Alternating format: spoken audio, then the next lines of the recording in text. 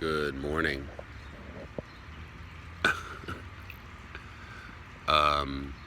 Okay, so I resolved the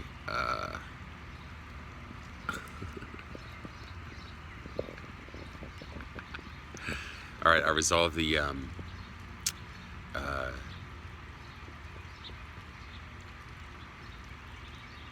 the threatening message that I sent. If you send a threatening message, is there a timeline? Is there a threat? Would a reasonable person feel some sort of like threat?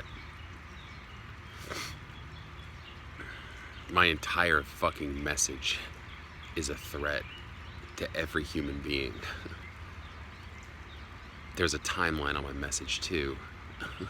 An hour, a day, a month, and a year. So in that sense, I'm threatening every human being except 144,000 Jewish virgins. Want to know why? Because they don't break any of the 10 commandments. In addition, they don't break any of the other 603 commandments, but the 10, there's no flaw by God. I'm not God.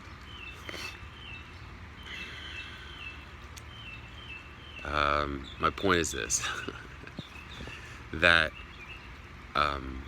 every single human being aside from those 144,000 are going to get murdered by God as it stands right now. Okay? So if you hear this and you feel threatened, I'm also going to add that he's going to do it over an hour, a day, a month, and a year. It spans from June 19th, which is next Wednesday. It's Thursday the 13th right now. June 19th until next July 20th, 2020. Okay? He wants to play a little game called Do You Believe in Me? Now, I'm not, when I say me, I don't mean God. I don't mean me, I mean God. I'm just a dude who's exercising his First Amendment right. So now you have a timeline. So you have a threat and a timeline. My entire message is that God, because we lack empathy and we're stuck with egos, like rigidity. It's probably the best word for it, because that is prevalent in the world. Everyone knows the right way to do things. He's smashing everyone's ego with this exercise. So my point is, there's a solution. It's called heaven on earth. It doesn't involve, or it involves no illness, no war. I wanted to say it doesn't involve illness or war.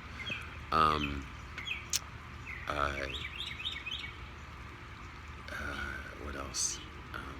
Well, you get to write your own book in the Bible, the book of whatever your name is. Mine's the book of James because it's worthy, because I show humility and empathy and I'm not rigid.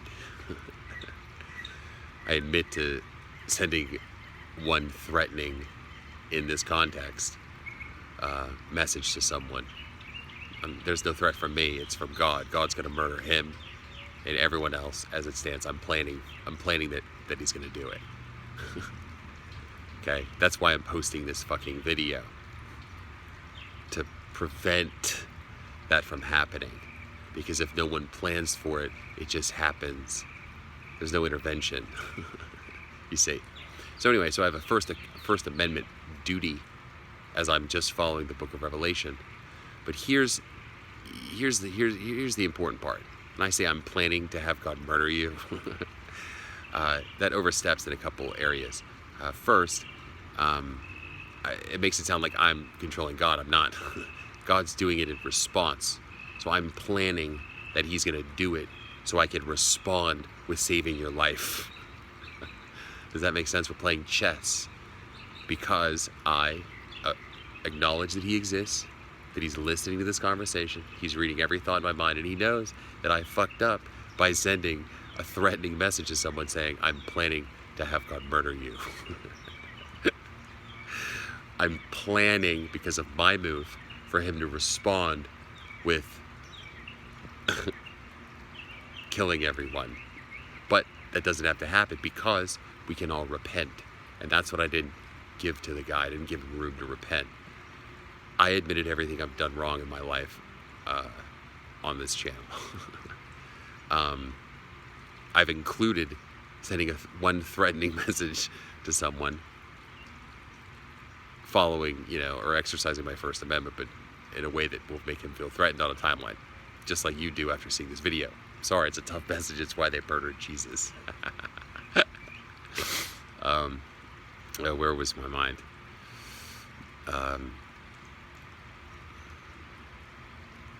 It's tit for tat. I announced January 11th that we have 5 months of anxiety because I read a locust passage. He responded with locusts. Actual locust, a plague. Biblical is the term. Oh yeah, that's what. Is your story so far in life, now that you have seen this video or watching this video, is your story, would you call it biblical? Is it worthy to be in the Bible? My guess is, well, I'll let you just answer that question, but mine's worthy. If you look at Revelation 5, it says, who's worthy to open the book? To open the book. It means, if God wrote a book for this world, how God writes a book is he lays out steps in a puzzle for you. And if you follow the steps, he takes you on a journey. Now, most people, when they start to, they fizzle out because they start to think they're God. They start to think that they're reading other people's minds, all this, so they get knocked out. But with the help of someone who's done it before, me, you can write your own story. And it involves saying, you know what? I'm going to die in the name of the Lord right now, or whenever you decide. You just may need more information, so people may have to start dying or whatever. But it's whenever you want to say, you know what, fuck it, I'm all in. And you get to start following coincidences. You don't have to worry about money or time or anything like that. As long as you can finance yourself doing that journey, by July 20th of next year, no more money in the world. You've made it. And you'll have footage of your entire journey. You know what's cool about that? The more footage you get, well, if you have really any footage at all, it's valuable for God, because it shows him working. See, that journey, it's his story, but you actually have to do it. And you can't do it if you expect where to go in the story. You see, you have to be able to adjust and say, oh, I was wrong. Or oh, he was saying X instead of Y. I was thinking X, but he actually laid out Y. There were a bunch of problems with X, so I adjusted and I went, and then Y happened, and then I went to Z, and you see that? But you actually have to do it. So he writes this story by laying it out. You actually have to fulfill it. And then once you're done, you write it down and show all the footage, like I'm recording right now. Show all the footage to the world to prove it. No one's going to believe you. But I will, because I've gone through it, you see. And you have till July 20th of 2020 to make a badass story that competes with mine. And right now yours doesn't.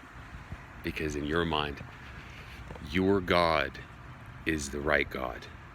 And what I'm here to tell you is the fact that all the shit around you is pointing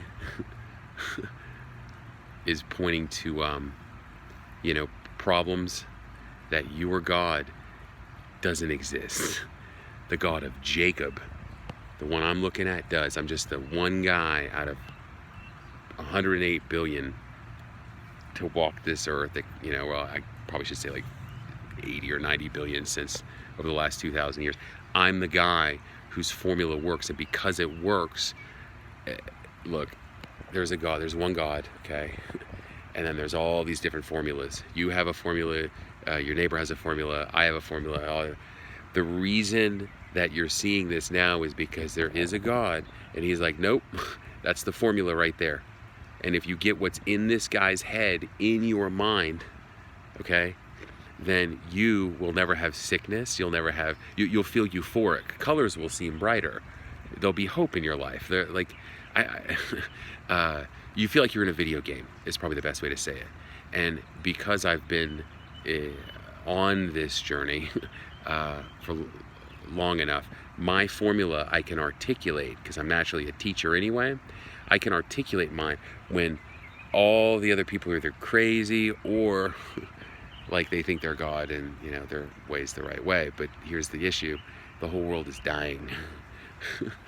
And climate change is just an example of why it doesn't matter that you drop everything and start recording yourself on a badass journey. So anyway, to the dude that I messaged the threatening thing to, I'm sorry.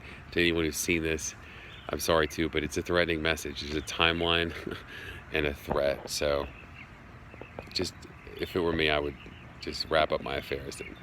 I wouldn't even wrap up my affairs, I would just go. You can do whatever you want. It's heaven on earth now.